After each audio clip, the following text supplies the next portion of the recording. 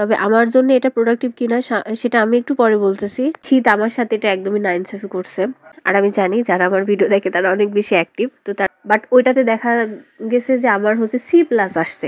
পরীক্ষার আগে এত অদ্ভুত অদ্ভুত শব্দ আসে, ফলে যাইতে পারছি না আমি। আর লেখা হয়ে গেছে, আমি এখনো প্রথমটাই লিখতেছি।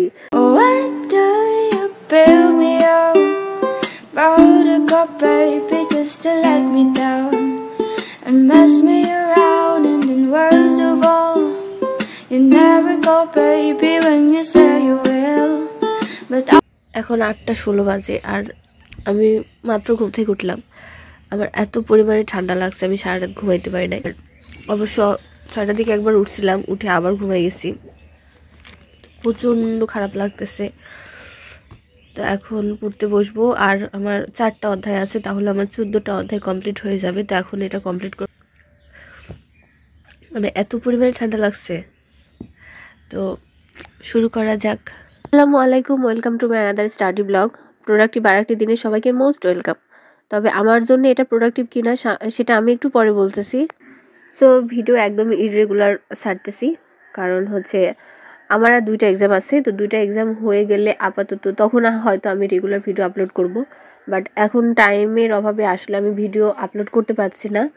তো যাই হোক, আমার 5টা এক্সাম হয়ে গেছে আর 2টা এক্সাম আছে। তো এই 2টা ভালোভাবে হইলে আমি বাঁচি।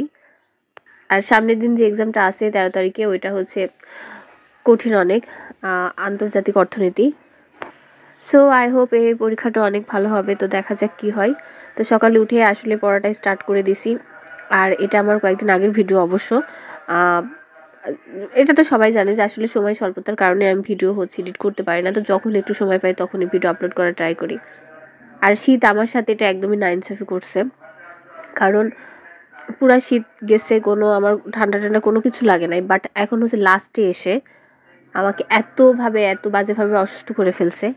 মানে এত বেশি খারাপ লাগে, সারাদিন খালি ঘুমাইতে ইচ্ছা করে। আর পরীক্ষার হলে তো আমার মাথা এত বেশি ঘুরে, আমি মনে হয় যে সব কিছু ডাবল দেখি, এরকম একটা অবস্থা। আর ওষুধও খাইতে পারছি না, কারণ ওষুধ খেলে আমি জানি প্রচণ্ড ঘুম হবে। ঠান্ডার ওষুধ খেলে আমার প্রচণ্ড ঘুম হয়।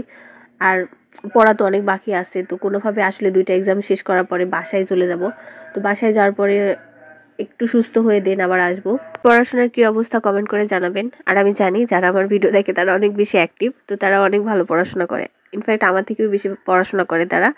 তো আই হোপ সবার এক্সাম অনেক বেশি ভালো হচ্ছে। আর লাস্ট এক্সাম কবে সবার, এটা একটু কমেন্ট করে জানাবেন। আমার 18 তারিখে শেষ হবে। 16 তারিখে একটা এক্সাম আছে। 16 তারিখে হচ্ছে এক্সাম ছিল, বাট ওই সাবজেক্টটা আমার নাই, গ্রামীণ অর্থনীতি, যেটা এখন মনে হচ্ছে যে না নিলে ভালোই করতাম, কারণ অনেক ইজি একটা সাবজেক্ট। তো যেহেতু নাই, তো এখন তো আর কিছু করার নাই। তো আমার 18 তারিখে এক্সাম শেষ হবে। আর ভাইবার ডেট তো ওইটা পরে দিবে, মেবি ঈদের পরে হবে। পরীক্ষা মোটামুটি ভালোই দিছি, আশা রাখা যায় যে একটা ভালো রেজাল্ট হবে। বাট জাতীয় বিশ্ববিদ্যালয়কে আমি একদমই ভরসা করি না। আমি এর আগের একটা ভিডিওতে আমি বলছিলাম যে ভালো পরীক্ষা দিয়ে অনেক সময় দেখা যায় যে অনেক খারাপ রেজাল্ট হয়। তো ওখানে একজন কমেন্ট করছিল, না ভালো পরীক্ষা দিলে অবশ্যই ভালো রেজাল্ট হবে। হ্যাঁ, ভালো পরীক্ষা দিলে অবশ্যই ভালো রেজাল্ট হবে, বাট জাতীয় বিশ্ববিদ্যালয়ের ক্ষেত্রে এটা একটু আলাদা। কিছু কিছু সময় আমি নিজেই এটার ভুক্তভোগী, যে ভালো এক্সাম দিছি, আমি জানি মানে অনেক ভালো এক্সাম দিছি, বাট ওইটাতে দেখা গেছে যে আমার হচ্ছে C+ আসছে। তো হ্যাঁ, এরকম হয়। বাট আমি এটা বলবো না যে সব সময় হয়, সব ক্ষেত্রেই হয়। কিছু কিছু সময় এরকম আসলে ভুল হয়ে যায়।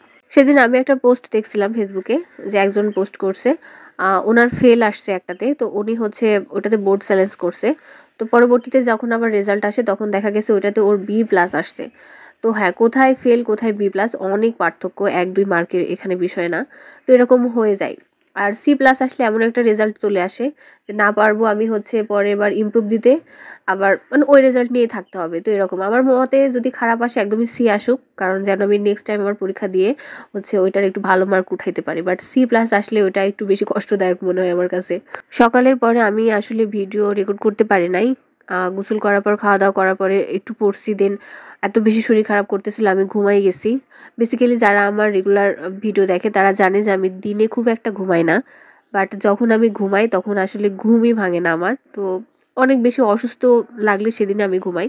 তো এখন মোটামুটি 6টা বাজে আর আমি ঘুমাইছি 2:30টার দিকে। তো এতক্ষণ ঘুমাইছি, যদিও আমার উঠতে একদম ইচ্ছা করছিল না, তারপরেও পড়া বাকি আছে তো উঠতেই হবে।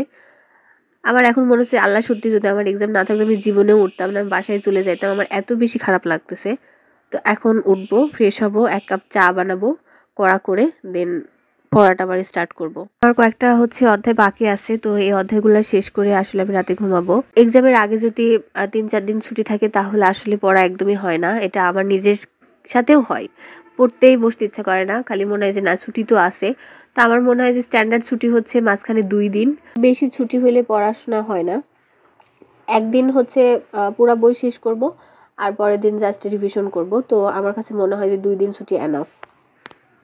তো আজ রাতের মধ্যে আমি মানে সবগুলা চ্যাপ্টার শেষ করব, আর মানে 2টা চ্যাপ্টার আছে, তাহলে আমার শেষ হয়ে যাবে। দেন আমি রিল্যাক্স হয়ে আসলে ঘুমাবো, কারণ পড়াশোনা যদি আমার বাকি থাকে, চ্যাপ্টার যদি আমি শেষ করতে না পারি, তাহলে আমার রাতে ঘুমাইতে অনেক বেশি প্রবলেম হয়, প্রচুর টেনশন হয়, আর এত উল্টাপাল্টা স্বপ্ন দেখি।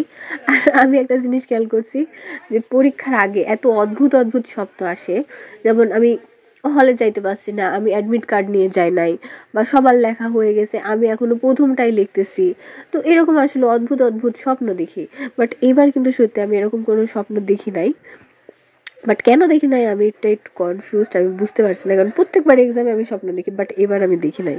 তো কার কার সাথে এরকম হয়, এক্সামের আগে এরকম অদ্ভুত অদ্ভুত স্বপ্ন আসে, এটা আমাকে একটু কমেন্ট করে জানাবেন। এক্সামের আগে এত বাজে একটা ফিলিংস হয়, এই ফিলিংসটা আসলে স্টুডেন্ট ছাড়া কেউ বুঝবে না। যতক্ষণ আসলে কোশ্চেন হাতে পাবো না, ততক্ষণ আমার কোনো কিছু করতে ইচ্ছা করে না, মনে হয় যে আমার মানে দুনিয়াতে কোনো কিছু আমি দেখি না, এত বেশি খারাপ লাগে, এত টেনশন হয়, মাথা ঘুরায়। আমার তো হলে গিয়ে কারোর সাথে কথা বলতেও ইচ্ছা করে না, মনে হয় যে কথা বললে হয়তো আমি সব কিছু ভুলে যাব, এরকম একটা অবস্থা হয়। যদিও এবার আমি আর আমার এক ফ্রেন্ড বাদে সবাই আলাদা রুমে, তো কথা বলার ওই পার্টটা আসলে মিসিং।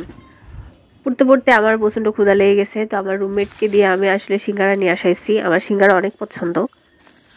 তো এখন সিঙ্গারা খাবো, আর সিঙ্গারা খাওয়ার পরে ঘুমাই যাব। আপাতত এখন পড়া বন্ধ, আর সকাল উঠে রিভিশন করব। তো সবাই অনেক ভালো থাকবেন, সুস্থ থাকবেন, আর হ্যাঁ অবশ্যই ঠান্ডা লাগাবেন না, যেমন আমার লেগে গেছে ঠান্ডা, অবশ্য আমার নিজের দোষেই। তো আজকের মতো এই পর্যন্তই, টাটা।